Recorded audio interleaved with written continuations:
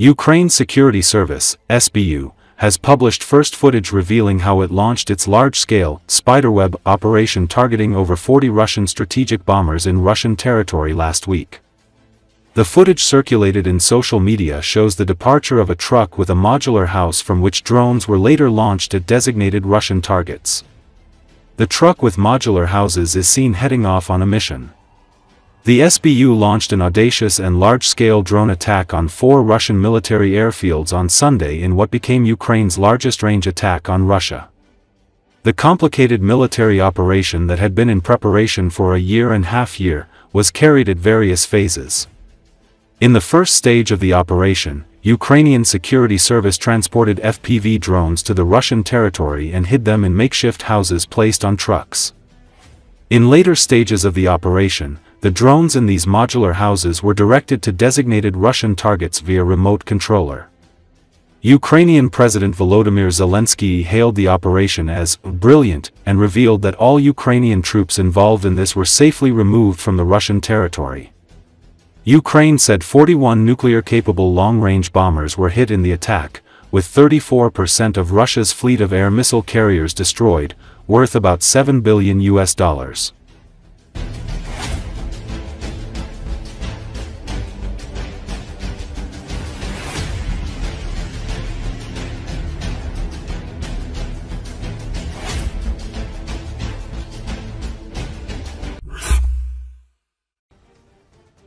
While Ukrainian drones were destroying strategic aviation and experts were talking about a Russian Pearl Harbor, 72-year-old Putin disappeared. No appeal, no orders, not even words, only deathly silence as a symbol of weakness, observers say. The Moscow Times writes about this. The most high-profile attack by Ukraine in the entire war. According to OSINT analysts, at least 13 strategic bombers were destroyed at bases in the Murmansk, Irkutsk, Ryazan and Ivanovo regions. According to Ukrainian data, up to 40 aircraft were damaged or destroyed, which could be a third of Russia's entire nuclear aircraft fleet. The world waited for a reaction, but Putin disappeared. Saturday, bridges collapsed in Bryansk and Kursk regions, 7 dead, hundreds injured. Sunday, attack on key strategic aviation bases.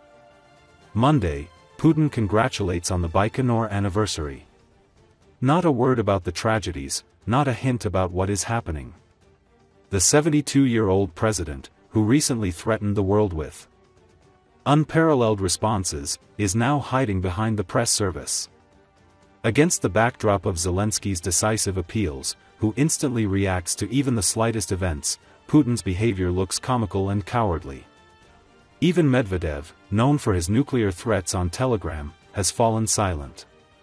The State Duma is in a stupor. The Defense Ministry limited itself to one phrase about aircraft fire.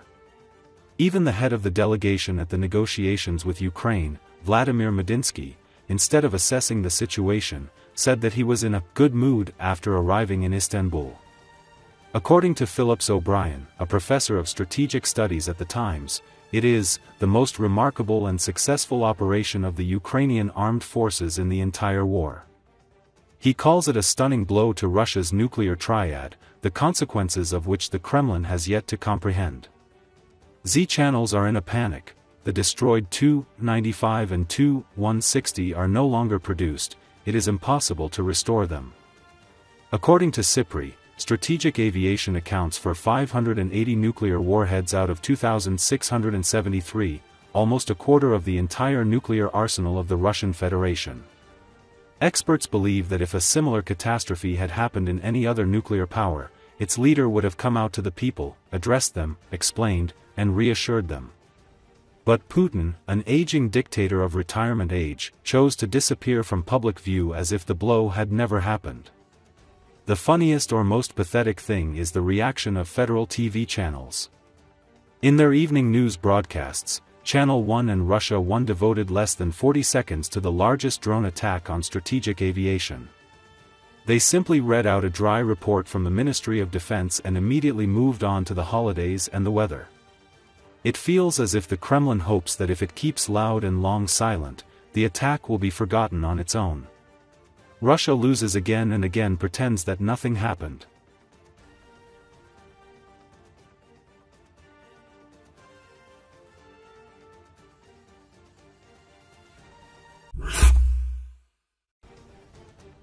Experts say Operation Spider's Web has rattled Putin's inner circle but has not undermined Russia's military goals. At the same time, the Kremlin will continue to launch missile strikes on Ukraine, since even before the June 1st emergency, Russia did not use many aircraft for this purpose. However, a deep raid into the rear of the Russian aerospace forces is a strong blow to the Kremlin. All this time, Moscow was confident that aircraft like the Tu-95 and Tu-22 were less vulnerable than Putin's ground forces, Bloomberg reports. Officials close to the Kremlin confirmed the destruction of at least 10 aircraft.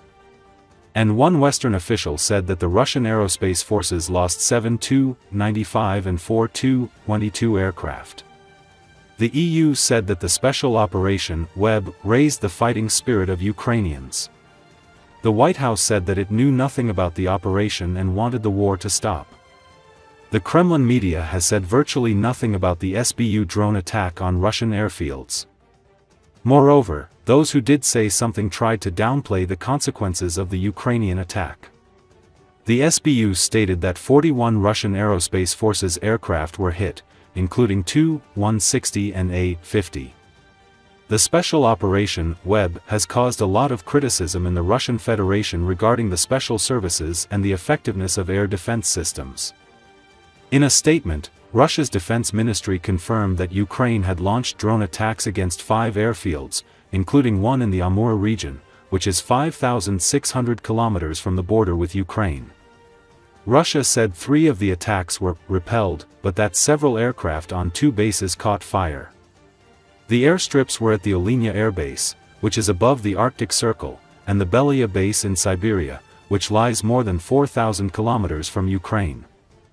We expect in a day or two to have higher resolution satellite imagery of those bases, said Jakub Janowski, who is based in Prague and an administrator of the website Oryx, which tracks Ukrainian and Russian military equipment losses. The drone attacks won't completely stop Russia from launching more missile attacks, but Russia will have to be way more careful and move additional air defenses to the rear, Janowski said. It would be an additional strain on their already stretched resources.